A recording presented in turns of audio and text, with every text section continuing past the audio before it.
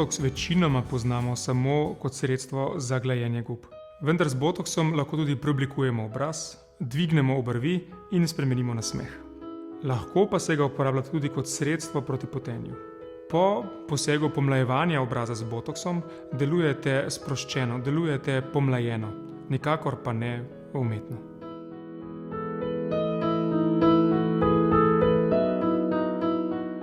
Hialuronska kislina oziroma polnilo pa se uporablja za odpravljanje drugih gubic, se pravi gubic, ki jih ne moremo odpraviti z botoksom. Istočasno pa se ga lahko uporablja tudi kot sredstvo za preoblikovanje obraza. Se pravi, lahko spremenimo obliko nosu, za povečanje ličnic, dvig obrvi, za pomlajevanje obraza in polnjenje ustnic.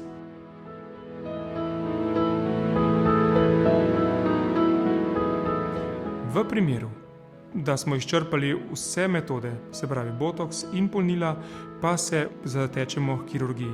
Najpogostejša operacija na obrazu pa je dvigovanje obrvi in odstranjevanje odvečne kože na zgornjih vekah.